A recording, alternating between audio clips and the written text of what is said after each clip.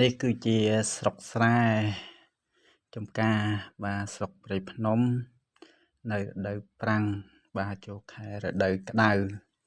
ស្លឹកឈើជ្រុះអស់ចាប់ផ្ដើមលូតត្រួយដើមឈើខ្លះលូតត្រួយកំពុងតែចាប់ផ្ដើមហើយដើមឈើខ្លះចេញផ្កាមានផ្កាគ្រប់ពណ៌គ្រប់ប្រភេទដុះតាមព្រៃព្រឹក្សាតាមស្រែតាមចម្ការខែនេះសម្បូរទៅដោយផ្កាចាក្រហមឆ្អិនឆ្អៅរីស្គុះស្គាយតាមវាលស្រែ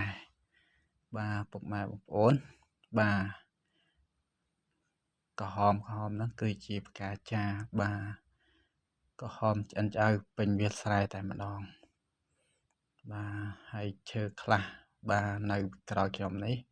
គឺលូតលាស់ត្រួយមិនមែនផ្កាទេប៉ុន្តែស្លឹកវាពណ៌រាងលឿងស្តៀងនឹងពណ៌មាសពុកម៉ែបងប្អូនមើលទាំងអស់គ្នាទេសភាពស្រុកស្រែព្រៃភ្នំស្រស់ស្អាតថ្ងៃនេះនិយាយពីថាអារម្មណ៍ស្រស់ស្រាយសប្បាយចិត្តបានមកលេងស្រែម្ដងហើយឥឡូវកំពុងតែឃើញការចាស្រស់ស្អាតក្រហមឆ្អិនឆ្អៅឃើញស្អាតតាក់ទាញភ្នែកត្រមកំពុងតែដើរទៅនឹងឡើងហើយនឹងបេះយកមកហិតឲ្យស្គាល់រសជាតិថាផ្កាចាវាមានក្លិនបែបណាពុកម៉ែបងប្អូនតោះយើងនឹងទៅកាច់ទាំងអស់គ្នាខែនេះគឺរដូវស្លឹកឈើជ្រុះរដូវប្រាំងហើយផ្កានេះគឺជាផ្កាចាក្រហមឆ្អិនឆ្អៅស្រស់ស្អាតគឺស្អាតស្អាតជាងផ្កាក្ងោកទៀតបានដាំនៅផ្ទះស្រុកភូមិកំណើតខ្ញុំមិនដឹងល្អយ៉ាងណាស្រុកខ្ញុំគឺអត់មានដើមផ្កានេះទេប៉ុន្តែនៅស្រុកព្រៃនេះតាមស្រែចម្ការគឺសម្បូរតោះពុកម៉ែបងប្អូនយើងឡើងទាំងអស់គ្នាដើម្បីកាច់ផ្កាខ្ញុំអត់ដែលដឹងថាផ្កាហ្នឹងវាក្លិនយ៉ាងម៉េចដែរឥឡូវចង់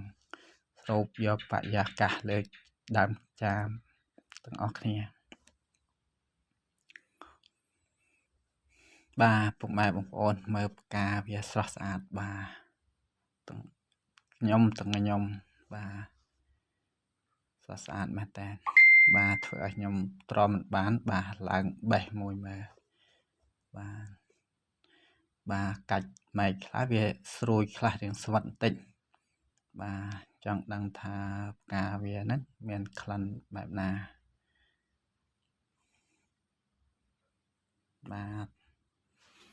ពុកម៉ែបងប្អូនមានអ្នកណាចង់ស្រូបយកក្លិនផ្កាចាអត់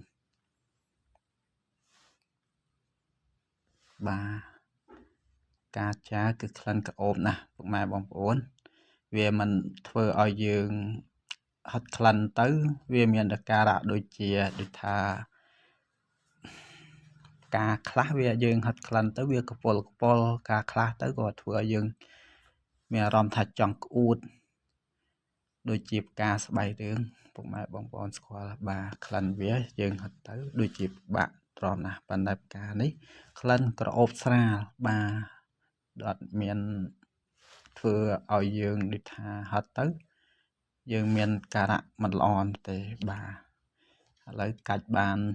2-3 មែកដែរកាន់យកទៅផ្ញើប្រព័ន្ធមានបងប្អូនណាបានអត់